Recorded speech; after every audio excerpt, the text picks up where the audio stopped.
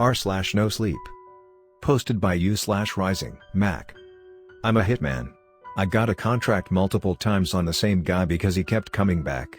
Part 1. The past few days have been like a Twilight Zone episode. Now, I know we're not supposed to come on here and gloat or glamorize killing and murdering, so I'm not going into any gory details, but the fact is I am indeed a contract killer. I can be found on the dark web and I work as part of a group, kind of. We don't work together per se, but we all have the same secretary. This guy verifies the person with a contract isn't law enforcement before finding one of us, whoever isn't busy or already working on one, to complete said contract. It all started about a week ago. My secretary had a job for me, so we met at one of our usual spots to give me the envelope. Some kind of priest, he said. I don't believe in God or the paranormal or anything like that, so the fact this guy was a priest or religious figure didn't faze me. I figured he was some kind of molester or something who got off easy. Client was probably a parent. After he left, I sat down on a park bench and checked things out. Guy was indeed a bishop based on his clerical attire and was probably about 60, definitely looked like a priest. Plump but not fat, gray hair and wrinkly face, looked like someone's grandpa. After I tailed him for a few days, I developed a pretty simple plan. The church was in a good part of town, so the doors weren't locked, apparently, so anybody can go in and pray at any time. He had late confessionals scheduled for that night, which only 1 or 2 people showed up the night before. Leaving out all the details nobody needs to know, I used a knife to keep things quiet, and that was that. Here's where things got fucked up. A few days later, my secretary says he has another one for me and we meet in the park again. Sounds like another priest, he said. It's pretty rare to get the same type of person on consecutive contracts, but it does happen. I took a bench afterward and checked things out. It's the same guy. This actually isn't all that uncommon. Sometimes multiple people want someone gone, so getting the same contract a day or 2 apart happens. I send my guy a message, we use burn phones, and tell him to let the client know he's too late. It's the same guy as before and the contract is complete. I throw the envelope out and find another bench and hang out for a little bit to enjoy the weather. After about 5 minutes, my guy sends me another message. Client says he was tailing the guy in the park just a few minutes ago. Subject sitting on bench feeding birds. I think to myself, he's mistaken. I completed this guy the other day. This wasn't my first rodeo. I know I got him. For completion's sake though, I decide to go put eyes on this guy sitting at the bench. I'm telling you, I know what I'm doing here. It's not going to be him. I get to the area in question and can see there's definitely a guy sitting at a bench feeding birds, but there's too many people nearby so I can't get a good look. I lean against a tree nearby and wait for people to start dispersing. A small group of kids move to reveal who's sitting there. What the fuck? It's the same guy. I'm shell-shocked at this point. I don't understand this. I try to rationalize in my head. Did I get him where I thought? I mean, I might be mistaken, but I'm a professional. I know where to stab a son of a bitch. Some other things pass through my head until it hits me. Of course, that's it. He's at Win. That's all it is. He's just at Win. I hoped I hadn't killed the wrong twin, but what's done was done, I guess. I did find it kind of strange that both twins were priests, but I also thought twins do a lot of the same thing. No mistakes this next time. I went to his residence near the church and waited. He lived alone, so that was perfect. I went loud this time, bang bang bang, left the gun and escaped. Done. 2 days later, I get a message from my secretary. He has another priest that someone wants gone. I tell myself, if I open this envelope and it's this guy again. It's the same fucking guy. I messaged my guy. I made sure it was complete last time. I used secret. I used our code word for a gun kill. I got a message a few minutes later. Subject at church right now getting ready for service. Bull fucking shit, I think to myself. There's just no way he survived that last hit. Fuck. I didn't know what to do. It had been a long time since I didn't get the job done and left a survivor. I considered passing him off to one of my other contacts, but quickly decided that no, I'm gonna finish this guy once and for all. I went to church for the first time in probably 25 years to see this guy. Some kind of special service or something where a bishop was officiating mass instead of the regular priest. There he was, alive as can be. Was this some kind of divine intervention? I'd done quite a few religious figures up to that point. What made this guy so special? After mass was over, I decided to stick around and watch this guy. A big group of people started forming out front that began to spill into the parking lot, probably regulars, and everyone was out talking with each other. It was like a cafeteria. The sun was up high and beating down, a welcome respite from the rainy it had been. After spying for a while and pretending to mingle, I noticed something odd. Does he have a shadow? I don't even remember what made me notice this. Maybe it was all my years of people watching like that, but I was looking at him standing in the middle of the sidewalk in the bright sun and he didn't have a shadow. I shifted to get a little closer to see if it was just the angle from where I was. How could he not have a shadow? As I got closer, I saw he did in fact have a shadow now. Or did he? He started talking to a couple guys along the wall of the church, one of which looked like he was probably the priest who ran it. All four of them had shadows, including my guy, that from the sun's angle were lined up on the church wall. After a few minutes they all left and my relief of him having a shadow faded. His shadow stayed on the wall where it was, even after he left. Who in the hell's shadow was that on the wall? It then suddenly disappeared before my eyes. I thought maybe I was just going crazy. Maybe it was getting to me that I had failed twice now, and not only had the target survived, but it then hit me right there that he apparently hadn't gone to the hospital either. Why didn't I think of that before? He'd been stabbed and shot and looked to be in perfect health. What the fuck is going on? I developed a new plan and it was ugly. I waited until he got home from the grocery store, ran up before he even got out of his car and knifed him. I won't say where, but he wouldn't be surviving that. I then set his car on fire and watched it burn for a few seconds. I watched just long enough for the flames to engulf his body before I got out of there. I told my secretary to defer contracts for a few days. I needed a break and to let things cool off. It was during this layoff that I got a message on my burn phone from an unknown number. It was simply a picture of the bishop, the guy I'd now killed 3 times, sitting on the same park benches before feeding the birds. A second message came in seconds later. In the park right now? No, he's fucking not. I get my stuff together because of course I'm going to the park to see for myself. It's not fucking him, I repeat to myself. Impossible. I almost ran 2 or 3 red lights to get to the park. It's only a few miles from where I live. I practically sprinted across the field to the bench in question and see someone was sitting there. I nearly puked. The fucking bishop was sitting there feeding the birds. I back off. I don't want to look suspicious. How is this possible? What the fuck is happening? I almost started hyperventilating. I got out of the area and went and sat underneath a large tree. I had to get out of there. Fuck this. I was going to tell my secretary to hold contracts for me until further notice and give my current assignment to someone else. I'm done. That night I was awoken in the middle of the night. It felt eerily quiet and I couldn't help but sense I wasn't alone. I felt something wet, and before I could do anything I saw something move in the darkness in the corner up by the ceiling. I couldn't be sure if it was just my eyes playing tricks on me, but it was fluid, like it was a cloak or a curtain, and moved with a soft whoosh in the air. I jumped up and flipped the light on. I was alone in my room, but there were red stains all over my bed. Something was dripping down from the ceiling. I had a couple drops on my shirt as well. I looked up and saw a message written in blood on the ceiling. I didn't have to taste it like dumbasses on TV always do. I know what blood looks like. Fuck off or die. Interesting, it was clearly a warning. From who though? The bishop? There's no way that was him in my room, nor could he have written a message like that on the ceiling. I pondered over the previous few days. A contract that wouldn't die, and now a shadow person apparently leaving messages in blood in my home. Did I take drugs the other day and forget? Am I on a bad trip and imagining everything? The sun was coming up and I felt myself nodding off in my living room when my burn phone suddenly rang. We never call each other on these phones, only text, encoded messages, so there's no incriminating trails. It was the same number from before that had texted me that the bishop was in the park after I blew up his car with him in it. Hesitantly I answered it. Hello? You seem to have quite the problem, my friend. His voice was soft and he sounded like he was an older man and had a thick German accent. Who the hell is this? I asked. My name is Father Muller. I am the one who hired you.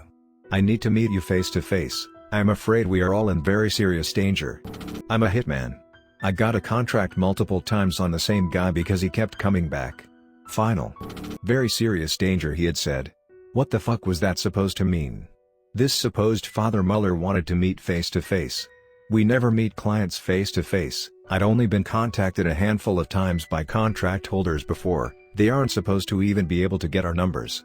This was different though. Nothing this fucked up had ever happened before. It was like I was on autopilot. I agreed to meet without really even thinking. We'd meet in the park where everything seemed to be happening these days. Nice and public. I went armed just in case, if this was a serious client they might try to attack me or something for failing. It's happened before in this business. I scoped out the meeting spot, the big walnut tree, from afar. There were two shady-looking guys wearing sunglasses hanging out underneath it, neither of whom looked like a priest. Might have been a setup all along. "These are strange times, aren't they, my friend?" came a voice behind me with a deep accent. I must have been all out of sorts to be caught off guard that badly. Nobody sneaks up on me like that. I whipped around and found an old-looking man behind me, much older than the bishop, probably in his 80s. He loosened the collar of the light jacket he was wearing and pulled it down to reveal a priest collar. "My name is Father Muller. I understand we're breaking many rules meeting like this, I apologize." "How did you even get that number, to my burn phone?" I asked. "The deep web is a plethora of information," he said. "Those two suspicious-looking gentlemen over there are with me. I had a feeling you'd spy on things before meeting, you didn't let me down. It's better that just you and I talk anyway. Remember our friend here?" he asked as he handed me a wallet-sized photo of the bishop. "What is this guy's deal? Is it some kind of divine intervention?" I asked half-heartedly. "Quite the opposite, in fact," Father Muller said. "Whether you believe in God or Jesus or any religion for that matter is irrelevant for now. You don't have to believe in your heart, but believe in what you've seen and experienced. This man should be dead, should he not?" "Yes, 3 times, I said. "We hired you 3 times to see what he may survive," he said. We weren't facing each other while we spoke, rather we stood next to each other, looking out into the park. "Things are as bad as we feared. He is immortal now and we are out of time." "Listen," I started. "I want to know what the hell is going on here. Who is this guy and what do you mean he's immortal?" I asked. I couldn't believe this conversation was even happening. I was entertaining this madness though because this guy had survived 3 attempts that should have killed him. "This man is Bishop Cassius Canicus, up until recently a most devout man of the cloth," Father Muller began. "Cassius Canicus, now that's a bad guy's name if I ever heard one." "What do you mean up until recently?" I asked. "He has betrayed his oaths and has made a deal with the devil, so to speak. He has aligned himself with the demon Zoskozath." The XAZ part was pronounced with a hard Z. "What?" I asked, flabbergasted. "A demon from hell itself, a very dangerous one few outside the Vatican have ever heard of, is now Bishop Canicus' shadow. Very soon it will be strong enough to possess Canicus himself and will attempt to bring about the end of days. Should he succeed, the gates of hell itself will open and earth will be no more. So that's why his shadow was playing tricks on me that day," I remembered aloud. "Come again?" Father Muller asked. I informed him of the bishop's shadow adventures that day after Mass and again in my home. "That makes sense, since it has not reached full power it was unable to harm you, only threaten," Father Muller explained. "This demon kept him alive then I take it," I said. "Correct, Father Muller. It will be particularly dangerous this time as it will be its 3rd attempt to bring about the end." "It's been summoned before?" I asked. "Yes. The first time it was summoned was sometime around 3200 BC in Egypt. It was defeated by unknown means by an Egyptian high priest," Father Muller began. "The second time it was summoned was 4000 years later, in the 1190s during the Third Crusade and was once again defeated. This time by Richard the Lionheart and his Holy Crusaders. It is said that King Richard wielded Excalibur during their battle and is the only reason he was able to defeat it, but that of course can't be verified and may be just a tall tale." "What will be so different this time?" I asked. "Because Bishop Canicus will be the vessel he will cast holy rites to help protect the creature. Mortal weapons have limited effect on the demon as is, this 3rd time no mortal weapon will be able to kill it." "No mortal weapon can kill the creature," I thought to myself.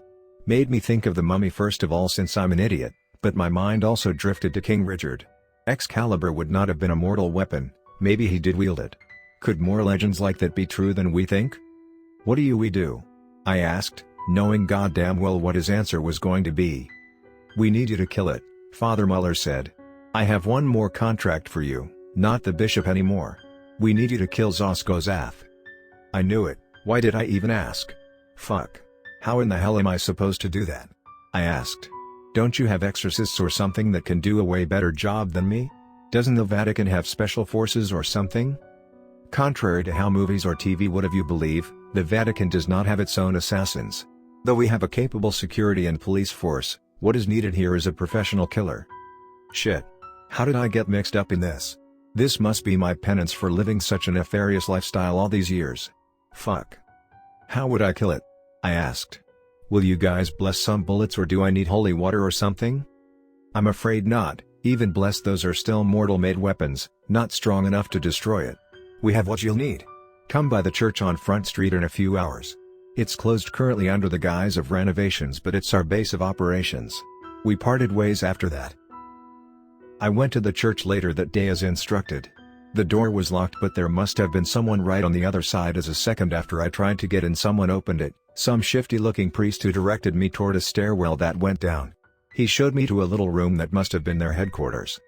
It was dimly lit but it looked like the set of a police procedural or something. There was a bulletin board with the bishop's picture on it with scraps of paper pinned all around it containing little notes. Father Muller was standing next to it. "Welcome," he said. Another priest dressed in red and black entered the room behind me. I may not go to church but I know what a cardinal is, pretty high rank I think. He walked up to Father Muller and spoke German to him. This must be legit, they're flying in these guys from Europe straight from the Vatican. These are trying times, Cardinal said to me. He never introduced himself formally. Never could we have foreseen having to turn to someone such as yourself, no offense intended. Your unique profession seems to make you the most qualified. How mysteriously he works. I felt out of place with all these holy people around me. I decided to get right down to it and ask what the plan was. How am I supposed to kill it? I asked. Cardinal made a motion with his left hand as if he was a mob boss or something and another priest brought forward an elongated case of some kind. Either there was a musical instrument inside or a Tommy gun. He opened it up, revealing a small sword, more specifically it looked like a Roman gladius. What the fuck is this? A sword? I thought to myself. Not what you were expecting? Father Muller asked, he kind of sounded amused. Not really, was all I could muster. I mean, it was a nice sword, looked to be in tremendous shape if it was authentic. I was a big fan of the Spartacus TV show from a while back so I had a replica gladius myself. The handle was cheap but the blade was real, it wasn't sold sharp but I sharpened it myself, made for a good Halloween prop. I spoke earlier that no mortal weapon could kill Zoskozath when he possesses Bishop Canicus, Father Muller began. This sword belonged to the second horseman of the apocalypse. The book of Revelation details the breaking of the 7 seals, the first 4 were the horsemen. This is the sword of a divine being and is therefore not a mortal weapon. It will destroy both Bishop Canicus and Zoskozath. The 4 horsemen now? I thought to myself. Could this get any more ridiculous? Yes, Cardinal said. My perplexed face gave me away. The 4 horsemen happened, several times to be exact. Any world history book will detail the great wars and conquests of mankind and the famine and death that followed. Where did this even come from? I couldn't take my eyes off the sword. There's no way this was the second horseman's actual sword. I mean, there's just no way. Was there? Each of the horsemen have an associated relic, Father Muller added. We very nearly lost them all to a police evidence locker in the early 2000s after a group of cultists stole them and attempted to summon the horsemen. Local police were able to stop it and a mole we had in that group was able to reacquire the artifacts with a little bit of subterfuge. Popular culture likes to theorize there is a massive vault beneath the Vatican that contains incredible artifacts and truths, Cardinal added. Such a vault exists, unfortunately mankind will never be ready for the truths the vault contains and therefore must remain sealed. I'd heard of the supposed vault before, sites like Cracked or Ranker and other conspiracy websites. I'll sit on the toilet for hours if I find a good one. I wish it were easier, Father Muller said. You'll have to find a way to pierce Zoskozath with this sword. I'm sure you'll tap into all your proficiencies to achieve that goal. I didn't know what the fuck I expected but I guess I didn't expect to have to use a sword. I was hoping to be able to stay at range, getting right up in a demon's face didn't exactly sound like a good idea. According to our intel Zoskozath will reach full power at midnight tonight, Cardinal said. We don't know where Bishop Canicus is right now, but he'll be at the cathedral downtown at that time for the ceremony. We'll open the side door on the residence side of the cathedral complex to get you in undetected. From there God will be with you. That was pretty much it. Before I left Father Muller took me aside. Remember, demons are woefully arrogant and overconfident. It will find the idea of you attempting to defeat it amusing and will see your skill set as far below its own. Exploiting that is probably your best weapon against it. The pep talk didn't help much, but it was nice of him to try and give me some last-minute advice. I went home to prepare for that night's event, thinking to myself I'm not even going to go. This is all bullshit. My curiosity got the best of me though, I had to see this through. I wanted to see what would happen, or at least converse with the bishop to see what he had to say. The time came, so I made my way downtown. I went to the door they told me to, and it was propped open with a stone, and I slipped in. I kicked the stone out of the way so the door latched behind me, didn't want anybody sneaking in behind me. I made my way through some hallways and a large meeting room as I went towards the church area where the altar was. The lighting was dim since usually nobody was up at this time, but I could still see well enough. I was almost there. I passed through what appeared to be the priest preparation area where they put on their robes and stuff. A couple chairs and a large wall mirror on the wall, as well as a closet with different color robes hanging. There was also a barrel or something to hold canes and a couple umbrellas. I paused for a second here and thought things through. The next stop was the altar. I realized I was ridiculously nervous. It hadn't actually hit me before. If everything was true, I was probably about to die. Worse yet, if everything was true and I failed here, it might signal the end of the world. It dawned on me right there, why the fuck did I come by myself?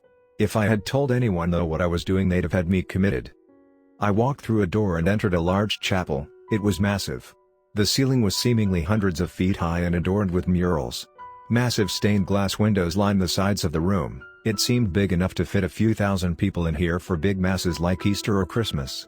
All the lights were on, providing a lot of light. I saw Bishop Canicus, in full holy garb, standing on the altar with his back to me. He had some kind of staff in his left hand. It appeared to be made of gold and was adorned by gems. I entered the main aisle and slowly and quietly made my way towards the altar. Would I be able to stay quiet and ambush him? I got my answer as he slowly began to turn around. "I see the visit from my shadow did little to deter you," he said. His voice was scratchy and husky. He had an accent I couldn't quite place. "You are far too out of your league here, my son. The end will come quickly for everyone shortly, but if you stay he will make sure it is very painful for you. Please go." Of course, the classic try to win without a fight gag from the big bad. "Why'd you do it?" I asked. "You of all people should know Satan is nothing but lies and empty promises." "I prayed for eternal life to any being that would listen, only one answered," he said. "You saw firsthand my prayers were answered." Before I could say anything else, I heard a thunderous gong from somewhere nearby. It was the church bell. It had begun to signal that it was midnight. A perfectly creepy, bad guy smile formed across his face. "You were foolish to stay. Prepare to become the first victim of the wrath of Zoskozath," he yelled. He let go of his staff, but it didn't topple over, it remained standing upright. He had his arms outstretched slightly in front of him and he began to levitate in midair. He then began to transform before my very eyes, that stupid smirk never leaving his face. Anyone that games knows what I'm talking about when I say what happened next was some serious Resident Evil bullshit. Zoskozath not only took over the bishop's body and its possession, it transformed it. The bishop's body began to grow larger, more muscular. The holy robes began to rip as his body grew, like he was Incredible Hulk or something. His hair began to disappear and worst of all, his face began to melt away, but only partially, so that he still had skin hanging from his head, but his face was a red, bloody skeleton. His empty eye sockets ignited in flame and I could see his hands turning black as they became elongated and dagger-like. Two small horns projected from either side of his chin and twisted downward. Similar horns began to form on his head as well that started spiraling upwards. His torso began to convulse as two enormous wings burst out of his back in a shower of red blood that completely coated the altar behind him. Most of his skin had turned to black char, bones were visible here and there and shredded skin hung about his large body, bleeding all over the floor. Bishop Canicus was gone. Zoskozath stood before me. "Yeah, I'm fucked." It stood before me, a frowning grin of contempt its face. It was certainly amused. 800 years later and it's still a man with a sword standing before me, it bellowed. It had a thunderously deep voice, almost robotic like Optimus Prime or Megatron. It then let out a roaring cackle of amusement. It stuck its hand out towards the staff that was still upright and it floated towards it like Zoskoth was a Jedi. It grasped it in both hands and flapped its wings and took to the air. "Shall we get on with it?" This was it. I whipped out my .45 loaded with hollow points and put about 5 rounds into it. Bloody chunks spewed out from the entry wounds, but the demon didn't budge a millimeter. The wounds closed themselves almost instantly as well. I figured my gun would do nothing, I just wanted to see what would happen. It chuckled and then raised the staff into the air and flung it towards me like he was Zeus throwing a lightning bolt. I dove into a row of nearby pews as the staff obliterated an entire section of benches next to me. I then saw the staff return to Zoskozath via its telekinesis. I crawled further away since the pews were high enough to crawl under. I heard more pews get destroyed behind me, so I switched directions. Come out wherever you are," it roared. It certainly was enjoying itself. Random pews flew into the air. I could see Zoskozath from where I was, simply waving its arm here and there like it was some kind of Sith Lord. I crawled to the east side of the chapel. I decided to have any chance I had to get out of sight. There was a raised cubicle kind of area attached to a large stone pillar where readings took place so people could see who was reading. I might be able to sneak in there and hide for a minute. I stayed down and crawled around to the reverse side where the steps were. I got in without it seeing me. At least I thought so. It was quiet for a few seconds, too quiet. I peeked over the railing and I could see it looking towards me. It knew where I was and appeared to be charging up some kind of energy attack. I dove out of the loft and hit the ground hard, just as some sort of energized fireball completely blew up the whole concrete support. If too many more of those were destroyed, the whole building might come down. Rubble rained down on me as I gathered my bearings and I could see it hovering again. The breeze from its flapping wings felt icy cold. I was lucky no huge chunks of rubble smashed me when they fell. This was fucking hopeless. There wasn't even a measurement for how out of my league I was. There was positively no way I was going to be able to get close enough to stab it. Richard the Lionheart was a badass, one of the greatest warriors in history. I'm sure he didn't have this much trouble. Seeing that I had landed near the door I came in from, I jumped up and dove into the hallway and retreated. It was much more cramped and the quarters were tight. This was the only advantage I could think of. I heard massive sounds of destruction behind me and I had just made it to the dressing room area when Zoskozath erupted through a concrete wall and bowled me over. The horseman's sword clanked on the floor as I had dropped it. The wind was completely knocked out of me and after a few seconds of catching my breath I took a knee rather than stand up completely. All I could see was Zoskozath in front of me. It had the sword in its right hand. As far as boss battles go, this was a train wreck. The most one-sided final showdown in the history of final showdowns. It had the only weapon that could destroy it. "You thought this worthless trash would be my end?" it bellowed, referring to the horseman's sword. "Human arrogance knows no limits. Of course you never stood a chance." Its hand started to glow and after a few seconds the glow engulfed the sword completely before it shattered it into probably 1,000 pieces. "I guess that's that, fuck." Zoskozath started to cackle again. I had him right where I wanted him. I couldn't believe the setup worked. Since I'm retelling this tale, obviously you all know I don't die right here. The time had come to play the ace I had hidden up my sleeve. I reached over and grabbed the largest umbrella that was in the barrel of canes and umbrellas I had seen earlier and pulled it out. Zoskozath let out a snorting grunt of a laugh that usually comes from people caught off guard by something funny. I then popped the umbrella open. "Ha ha ha ha," it bellowed with its head back. I don't think I had ever heard anybody laugh so hard at something. Good. It was still roaring with laughter with its head cocked back, so I chucked the umbrella, jumped to my feet, yanked the horseman's sword out of the barrel and rushed in and drove it into its chest. This all took about 3 seconds. Its laughter was immediately cut off with a howl of pain. It backed up and put its hand on the blade as if trying to pull it out. It swayed and breathed heavily, falling to one knee. It looked up at me and I could see its flaming eyes begin to dissipate. It let out a few more gasping breaths before it fell with a thud in front of me. After a few seconds the body began to dissolve and after about a minute all that was left was a black stain on the floor and the horseman's sword, which didn't have a mark on it. My Spartacus replica wasn't so lucky. It didn't just get broken during the battle, it had been completely destroyed. I had taken Father Mueller's advice and took advantage of the classic bad guy overconfidence. Hide the real sword, let him think I was helpless, lead him there and hopefully he falls for it. That was the master plan. Somehow it worked. It was all mind games. I knew from the start it would take some sneakiness, some outthinking and a little luck to complete this contract. I returned the sword to Cardinal and Father Mueller. They were all priestly in their thanks and couldn't help but try and sway me from my lifestyle. "There is always a way back," Father Mueller had said. Despite being more or less a murderer, I could still come into the good graces of the Lord. I took his advice and have decided to try and earn an honest living. I still can't say I believe in a God, and church is still way too boring to attend. But I am no longer a hitman. Contracts are good money, I've made more than enough to keep me afloat. An honest job will keep me busy.